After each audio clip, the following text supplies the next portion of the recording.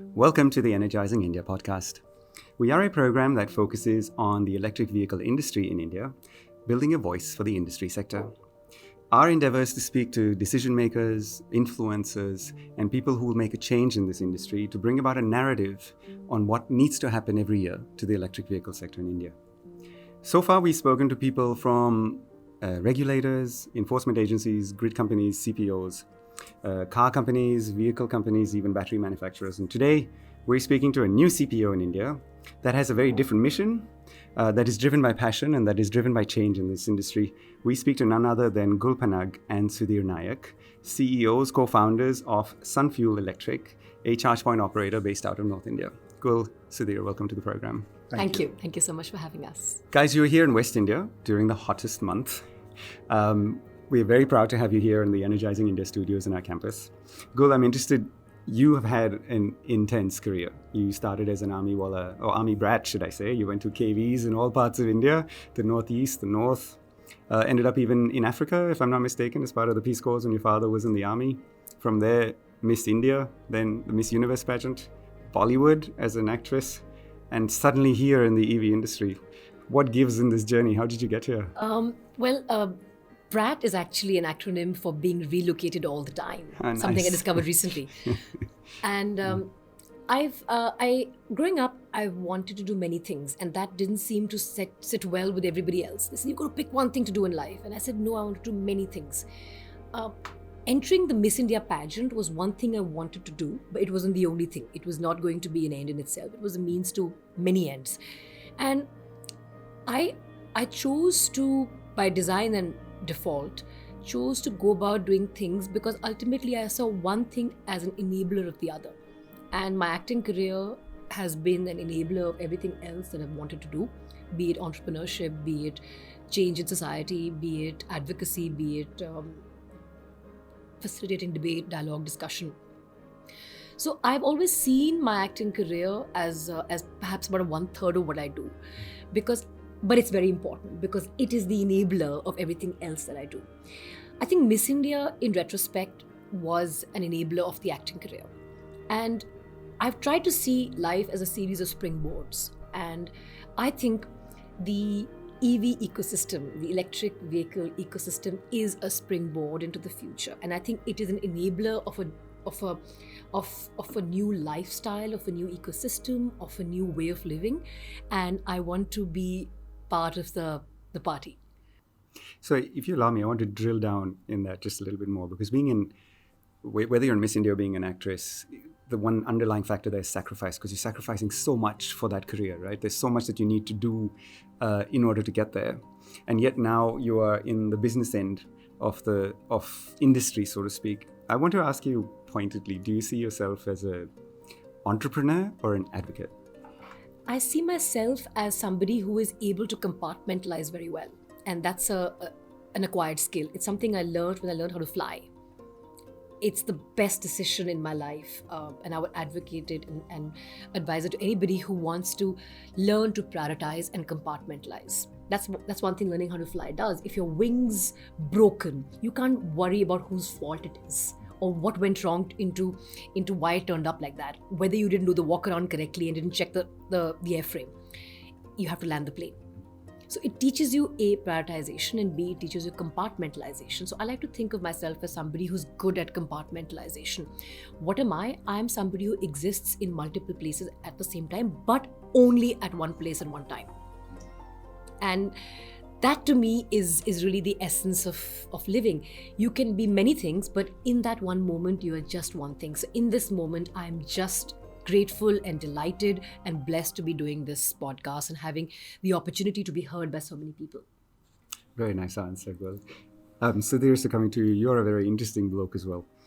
Spent a long time with one of the big fours, Experiential, and people who are working in one of the big fours are very good at telling others what to do, not necessarily doing it themselves. And here you have chucked it all up and decided to be an entrepreneur in a country that celebrates being number 99 on the ease of doing business index globally. Clearly not an easy place to do business, and we know that on a daily basis. What were you thinking when you gave up the consultancy role and decided to be an entrepreneur?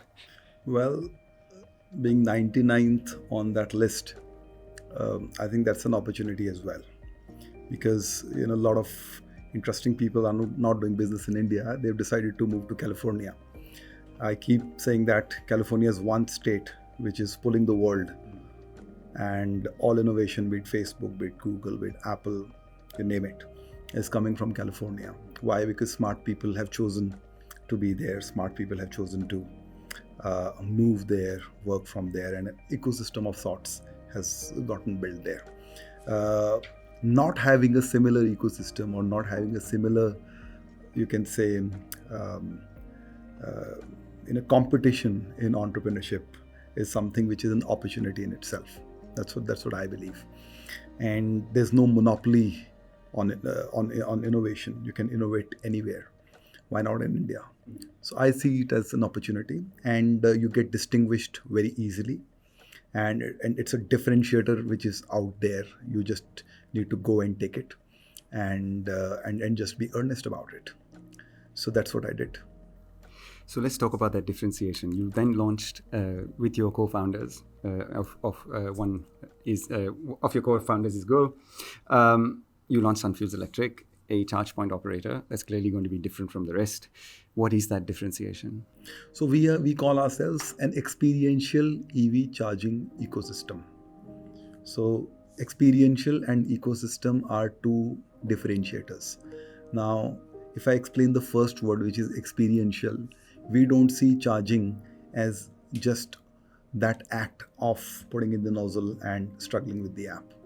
We see it, that experience starts on the highway when you think about charging first. When the name of a preferred charge point operator pops up in your mind, does that give you anxiety, or does that bring a smile on your face? So that's where experience starts. And then, of course, there are tangible elements of it, right from informing the user. How far is the charger? Whether the charger is busy or it's available. Then the entire design, not just of the charger, but of the charging environment. The education of the customer. The post-charging experience. And then, of course, the charging itself. So, understanding and catering to the implied needs of the customer. When people ask me that what is it that is different, I say that we cater to the implied needs of the customer. Most people, most companies rather, it's at the cost of sounding condescending, cater only to the stated needs of the customer. So we are a company that takes pride in catering to the implied needs, or unstated needs, or maybe understated needs of the customer. So I like the word you use, unstated. I'll ask the question which is the pink elephant in the room, the unstated fact sometimes in our industry. Napoleon used to say whenever he was appointing a new general to a front, but is he lucky? And luck usually is a question of timing. And so the question I'd ask you is, are you lucky in that, are you at the right time, or are you a little bit ahead, a little bit behind in your own assessment of a charge point operator that can come to be the preferred CPO in your chosen markets? In 2008, I did a very interesting training from XLRI Jamshedpur by a Professor Jomon. And he broke down the definition of luck for me. And he wrote it on the whiteboard that luck is equal to opportunity plus preparedness. So I don't know whether I'm lucky, but I'm definitely prepared. I like that. I think we all have our own definitions of what is luck. But I do want to come in for a second here. I think Sudhir has really summed it up very well. And going back as somebody who is now clearly considered an early adopter of EV, 7 years driving EV as primary vehicle of commute, I think the ability and the opportunity to behavior modify is up for grabs. The ecosystem, the experience that's able to, in addition to providing a service, is able to do behavior modification, is the one that's going to walk away with the luck. Till barista and cafe coffee day came around, we weren't really coffee drinkers. We're a nation of tea people. Even tea didn't come to us indigenously, but we were largely tea. whether it's summer or it's winter, tea was the preferred beverage to meet on chai peete. And then something happened, and sometime in the late 90s, there was a proliferation of coffee shops. Today, it's all about let's meet for a cup of coffee. People who don't drink coffee started drinking coffee. There was an opportunity there to change the way people think. I don't think the opportunity was there. I think the coffee companies came and did it. Here, the opportunity is up for grabs. Can we do behavior modification and hasten the adoption of EV? EV adoption is the present. It's not even the future. It has to happen at the rate at which fuel prices are going up. It's now fait accompli. I think there's going to be a domino effect of people falling over themselves trying to get electric cars, but there not being enough models, and OEMs haven't been quick enough to respond to the dynamically changing environment as a result of both COVID, the semiconductor shortage, which of course it impacts the EV industry, and rising fuel prices, including but not because of Ukraine. So I feel that we are poised, and not just we, I mean the entire CPO industry is poised at the cusp of a massive force multiplier effect.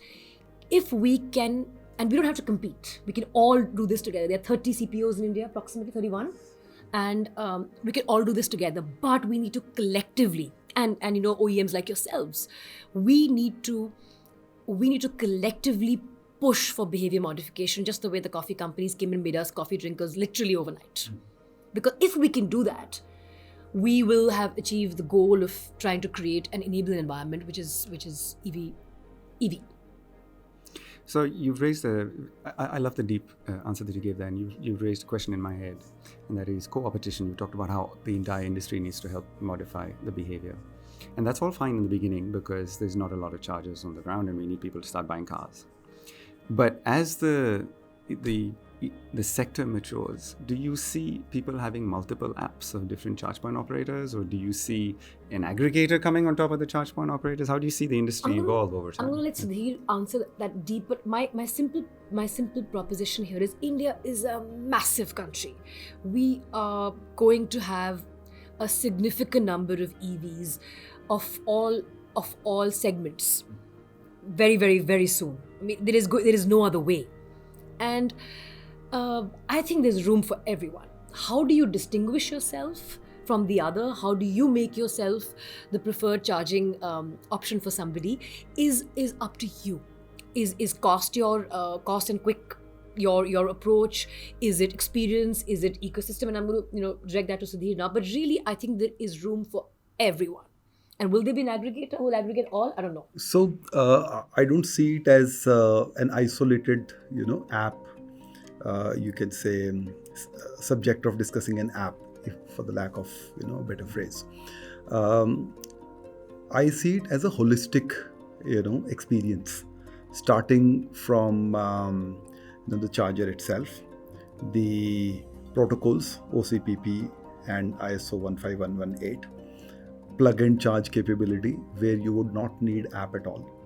You plug in the nozzle, the car gets recognized, authentication is taken care of. Things like a small innovation that we are working on, we call it the OTC card or one-tap charging card, which enables one-tap charging and negates the need of internet at the end of the user at least. And we are also working on negating the need of internet at the end of charger as well. So it's not about the app. The experience that I am referring to is about a bunch of things, a whole lot of things. Now, in terms of how the industry adoption happens, well, you are aware of the hype curve, the industry adoption curve, the way it goes. There are going to be very many changes in the next 5 years. There'll be aggregator. There might be another aggregator. There might be a situation where app is not required at all, okay, and so on and so forth. So we need to sort of decide where we want to steer this, and how would we like to ensure that the customer gets the most value. It's on us as leaders to decide collectively as to how to make it convenient for the end user. Today, the user is using 30 apps. Next milestone could be when user has just one app. It could be any. And then there could be a situation when there's no app. You're like Tesla. You plug in, the car gets recognized, and you go. Now that works for a closed loop system. When you have multiple providers, multiple CPOs, then there is an existential crisis happening there with plug and charge, because then it's the box in the car. So that's where we need to go. That's where we need to go.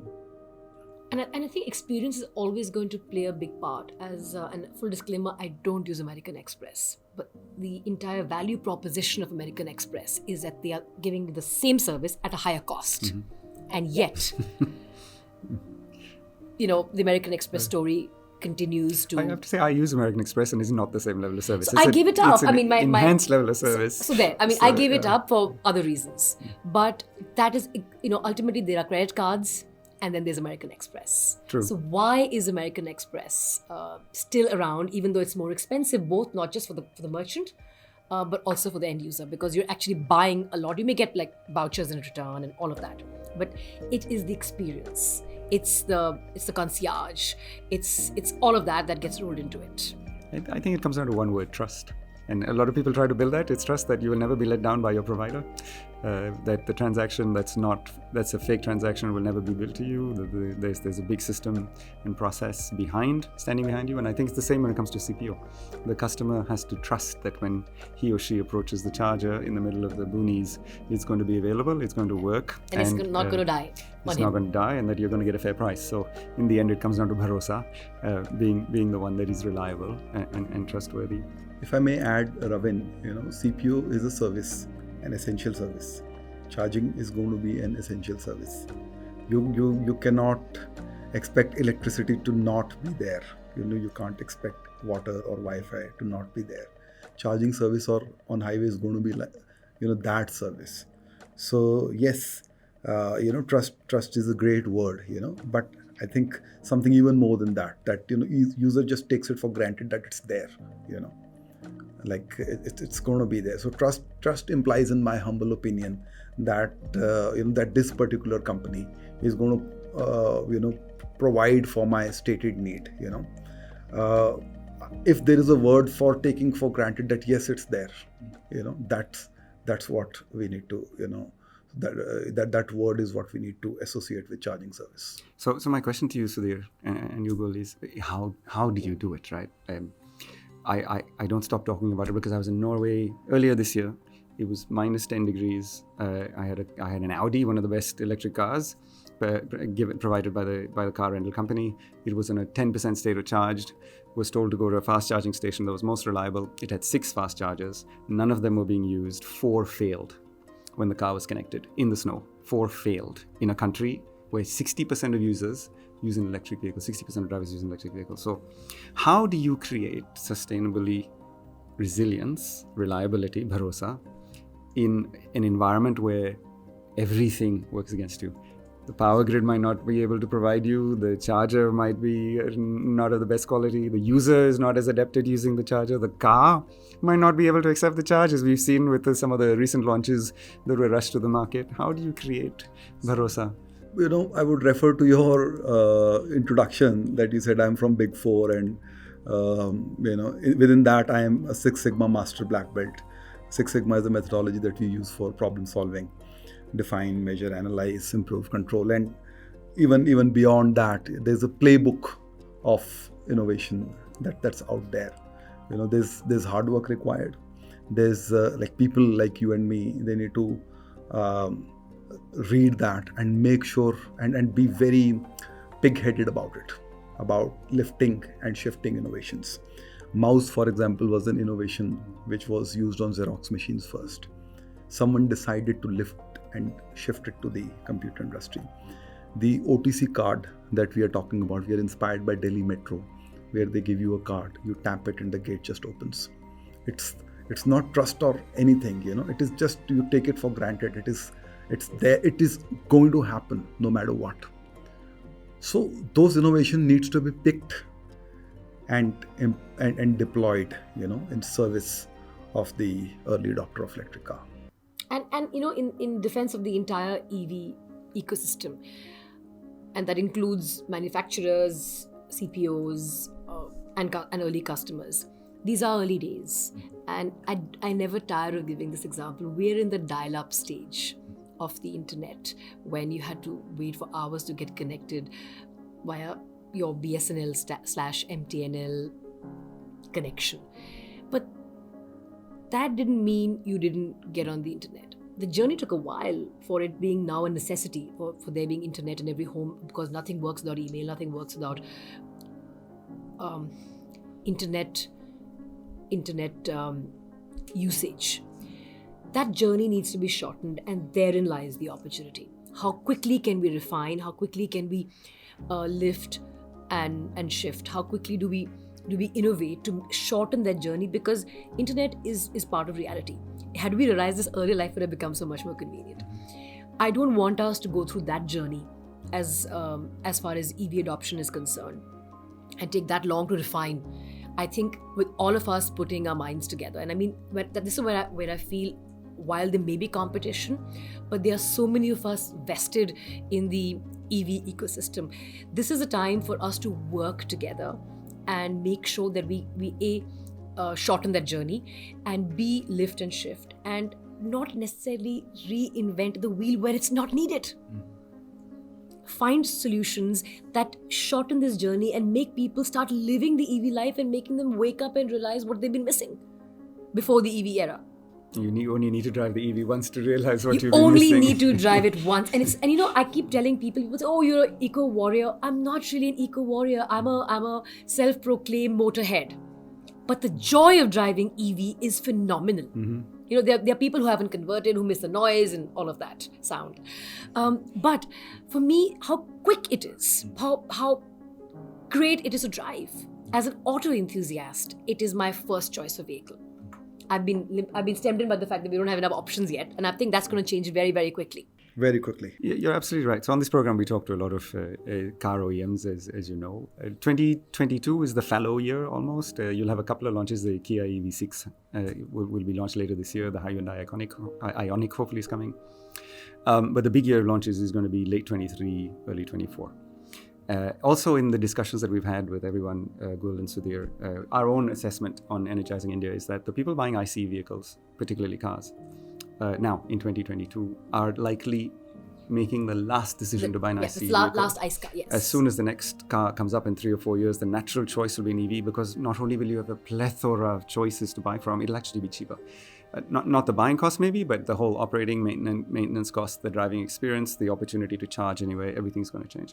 So in fact, if you were to ask the question of chicken and egg, what comes first, the vehicle or the charger, it has almost been answered now, isn't it? The question is, the vehicles aren't available, people aren't making the decision. It's actually up to companies such as you to go in now and create the infrastructure so that in 2024, when those choices are available, it's a no-brainer. It's a no-brainer. It's a slam dunk, so to speak, yeah. So chicken and egg story, in my view, is overrated. I would rather use the word information asymmetry insofar as the fence sitters who are not buying an EV is concerned. Gul would agree with me as an early adopter that 9 out of 10 times we charge at home. Home charging takes care of 90% of your all travel, especially in smaller cities where the commute isn't that much, or people who barely go out of town. Electric is the choice which can be made as of yesterday.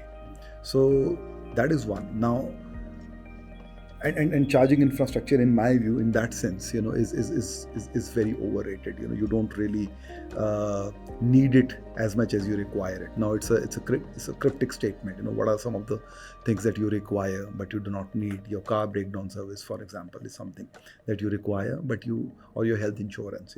So EV charging infrastructure is something like that. You want to see it around. You might not be using it that often. So, and in that sense, the chicken and egg conundrum, in my view, is overrated. Having said that, the other part of the conundrum has been solved elsewhere with positive sum games, with non-zero sum games. There's a company in the US, Volta Charging, which has adequately proved it to the world that charging can be, charges can be put out there, and charging can be made even free for the end user. So as I was saying earlier, in case of innovation as well, it's just a question of doing the work, putting in the work. That's all. So I'm conscious you're very busy people. I have 3 questions that have been rattling around in my brain that I want to put to you. The first one is your funding journey. You're a startup. You were born during the lockdown, and you've come a long way in the 2 years since. Which direction are you going? Are you heading for an A series of a large sum? Is your out an IPO on the Nasdaq? What are your own visions and aspirations? So one businesses have been built before without funding as well. And this is a hardcore infrastructure business, a brick and mortar business, where you are actually selling something, and it's not just an active users game, So, and there are very many business models, be it asset light, be it aggregating and so on and so forth, which allow you to make a business even without that huge round of funding. Having said that, in our case, we have raised pre-seed capital thrice on convertible notes from angels, and we intend to raise a seed round in the coming year or so, and it is going to be a big seed round, and most of that capital will go towards putting in state-of-the-art charging infrastructure of our own, followed by going into the market and appointing what we have, a new term that we have come out is charge point dealer.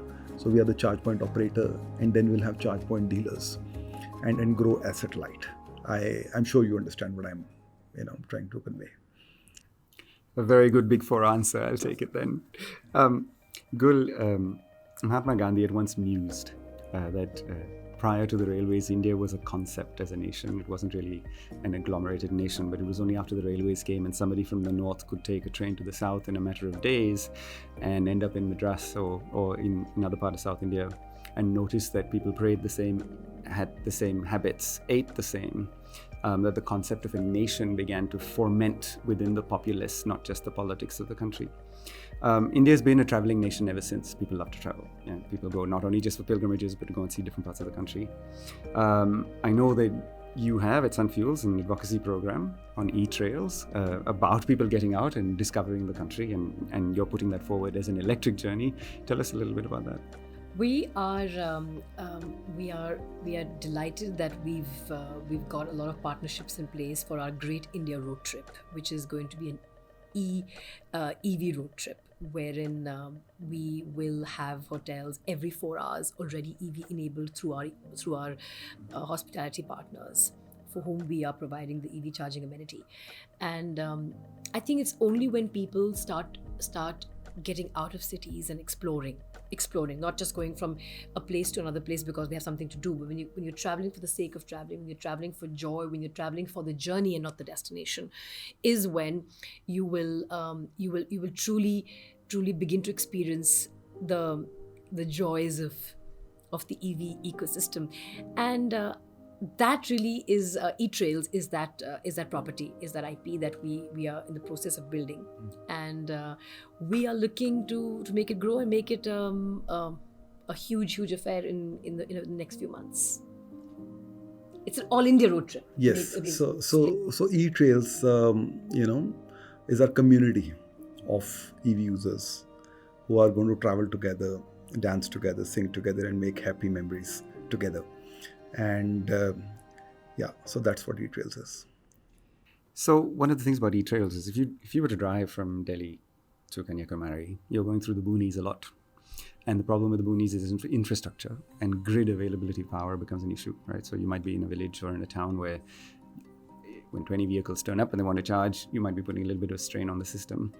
What are your thoughts on India's infrastructure capability to be able to support the growth of the EV industry? I know it's close to your heart, Gul. So it's, I think as far as e-trails is concerned, because we have a hospitality partner who buys into the idea of the Great India Road Trip, and I'm going to take it another time in case we want to keep it in the edit, because we have Radisson Group supporting us on our Great India Road Trip. We will have a hotel every 4 hours, and we are the EV charging amenity for these hotels, and the route has been mapped out keeping that in mind. Now, coming to infrastructure, I think in a country like ours, not just with EV infrastructure, with anything that you put your finger on, there's going to be a gap between what needs to be done and what can be done by the state. By the state, I mean the country, the government. And I feel the gap that needs to be bridged is usually onto us. The onus is on the non-governmental sector, it's on social entrepreneurship and on entrepreneurship. How do you bridge the gap? No matter which sector you pick up, it's just not the EV charging infrastructure. It's health, it's education, it's water. There is a huge gap between the capability of the state to do what it can do and what really needs to be done. So how do you bridge it? You bridge it by finding innovation to narrow the gap constantly. And one of the things that I'm very passionate about is pushing people to adopt solar. Solar panels are becoming cheaper day by day. Various states have different subsidy mechanisms in place. And I would urge everyone who's here, who's listening, to explore the idea of putting panels on their rooftops, on any available surface that they have, their homes, their offices, and push their local distributor to grid tie. It's the only way. I mean, India has over 310 days of constant sunlight. In some places, 365 days. There is no reason for us not to be the largest solar-powered nation in the world. And we need to get that going already. So my personal mission is to make sure I start the process of grid tying in the gated community that I live, and it's a tall task because the power is distributed by the community. So it doesn't come from the state electricity board. So I think it's really important that we do what is within our power to narrow that gap. That gap is massive. In some countries it's less. In Europe it's less. In Scandinavia it's minuscule. But in our country, given the pressure of population and the scarcity of resources available, that gap is always going to be there. And that is where social enterprise and innovation comes in. I'm going to wrap up this podcast with one final question. It's a question we ask every talent that comes on the show. And it's a frivolous question, so I apologize for the frivolous nature of the question, but it always brings out a very pointed response. And the question to both of you is this. If you had the opportunity to be Prime Minister of India for one day, just one day, and you could make any decision you wanted to help faster adoption of EVs in India, what would that decision be? Ban fossil fuel cars. It takes 1 hour maybe, that's all. I would make rooftop solar mandatory for every roof that exists in the country. Isn't that already the case? It's optional. It's not mandatory. So if various state electricity boards are very proactive, some are not. So there has to be, and it's difficult. Electricity is a really tricky one because it's regulated by different boards and different state boards in every state. Some states are very proactive. Punjab of all states is really, really proactive, and yes, God knows it needs to be. It's going through its worst power crisis. But they began grid tying rural homes 10 years ago. Maharashtra is also very proactive, but in the urban areas, there is grid tying in Maharashtra in many cities and urban sectors, but rural. And that is where the real pressure on the power grid comes. So I think it has to be made mandatory, and we need to find a way to do it. And I'm going to put the bureaucrats on the job to figure out how they're going to do it, because that's their job. So Sudhir, I'm going to come back to you in your answer, because Minister Gadkari actually did try to do that. He did come out and say 2025 and 2030. Feel. But then the ICE mafia pushed him back into his box, and he had to say, well, let's try. Then so it became a hard target to a let's try to a hope, and now no one wants to touch it. So to be fair to him, it's very different from being in actual shoes versus being in a podcast studio and just imagining it. But having said that, I think a word of praise here for Mr. Gadkari, what he has done with his vision for the country and how he's actually worked on the vision in the last 7 years is truly remarkable. I think he's a man on a mission, and I would like to see this man as Prime Minister one day. I think he has really, really, really pushed the cause of EV, and not just EV. Road safety as well. It's road safety. I think what he has done for the entire transportation ecosystem is more than perhaps a couple of his predecessors put together. I completely agree with you. Yes. And I would second that, and I would want to add to that. I think this is the most important part of, because what government can do, on the cost of sounding contradictory to what we were discussing this morning, that Uber solved the transportation problem, which governments couldn't solve. But there is a part that government needs to play, and Mr. Gadkari has been a man on mission. I have not been to his office, but they tell me that there's a picture of an American president in his office, who famously said that America is not a superpower. America does not have great roads because it is rich.